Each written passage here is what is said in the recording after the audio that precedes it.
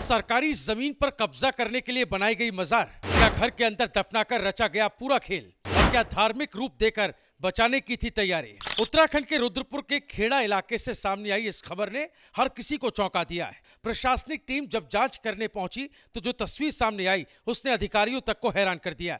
आरोप इतने गंभीर हैं कि अवैध कब्जे, फर्जी निर्माण और सरकारी जमीन पर धार्मिक ढांचा खड़ा करने जैसे सवाल खड़े हो गए हैं। एक समाचार वेबसाइट में छपी खबर के मुताबिक खेड़ा क्षेत्र में चांद मस्जिद के पास सरकारी भूमि पर अवैध कब्जे की शिकायत लगातार प्रशासन तक पहुंच रही थी। आरोप था कि सरकारी जमीन पर धीरे धीरे कब्जा जमाया जा रहा है और उसे धार्मिक रंग देकर स्थायी बनाने की कोशिश की जा रही है।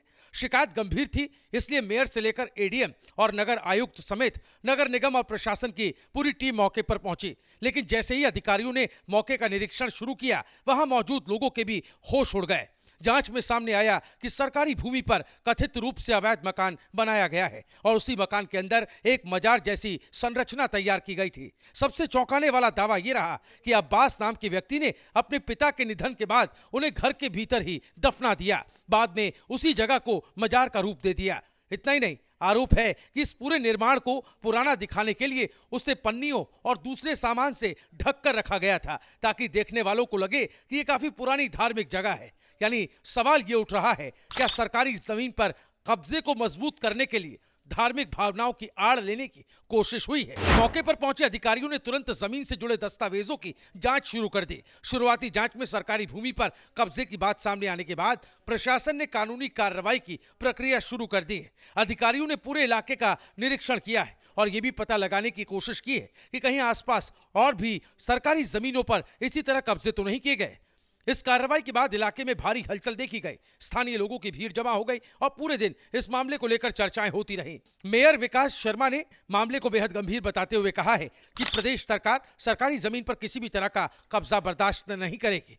उन्होंने कहा कि मुख्यमंत्री पुष्कर सिंह धामी के नेतृत्व में पूरे उत्तराखंड में अवैध कब्जों के खिलाफ अभियान चलाया जा रहा है और कई जगहों पर सरकारी जमीन को कब्जा मुक्त कराया गया है। महापौर ने दो टूक कहा कि अगर किसी व्यक्ति का निधन होता है तो अंतिम संस्कार या दफन की व्यवस्था निर्धारित स्थानों पर होनी चाहिए। सरकारी भूमि पर कब्जा कर धार्मिक स्वरूप देना गलत है और उसकी निष्पक्ष जांच होगी। वहीं एडीएम पंकज उपाध्याय ने बताया कि आरोपी को नोटिस जारी किया जा रहा है। पूरे मामले की गहन जांच कराई जाएगी। अगर सरकारी जमीन पर अवैध कब्जा, प्लॉट बेचने या धार्मिक ढांचे के जरिए कब्जा मजबूत करने जैसे आरोप सही पाए जाते हैं तो संबंधित व्यक्ति के खिलाफ मुकदमा दर्ज कर कानूनी कार्रवाई की जाएगी। प्रशासन ने यह भी साफ किया है कि सीज की गई अवैध मजार को हटाने की प्रक्रिया भी जल्द पूरी की जाएगी। लेकिन इस पूरे मामले ने कई बड़े सवाल खड़े कर दिए। क्या सरकारी जमीन पर कब्जे के लिए धार्मिक ढाल का इस्तेमाल हो रहा है?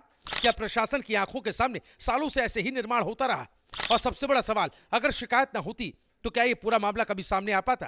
रुद्रपुर के खेड़ा का ये मामला अब सिर्फ एक अवैध कब्जे का मामला नहीं रह गया है, बल्कि ये प्रशासनिक सिस्टम, सरकारी जमीनों की सुरक्षा और धार्मिक भावनाओं के इस्तेमाल पर भी एक बड़ा सवाल बन गया है। जिस घर के अंदर कथित तौर पर दफन किया गया, वहां अब जांच एजेंसियां हर एंगल से पड़ताल कर रही है। प्रशासन ये जानने की कोशिश में है कि आखिर कब से ये निर्माण चल रहा था, किसकी अनुमति से हुआ और क्या इसमें किसी स्तर पर लापरवाही या मिलीभगत भी रही।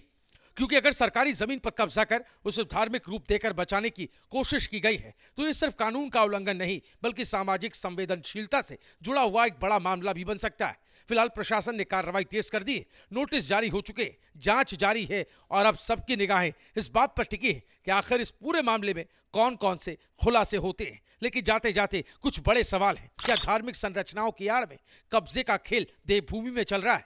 और क्या ऐसे मामलों पर सख्त राष्ट्रीय नीति की जरूरत है? आप इस पूरे मामले पर क्या सोचते हैं? हमें कमेंट कर अपनी राय जरूर बताएं।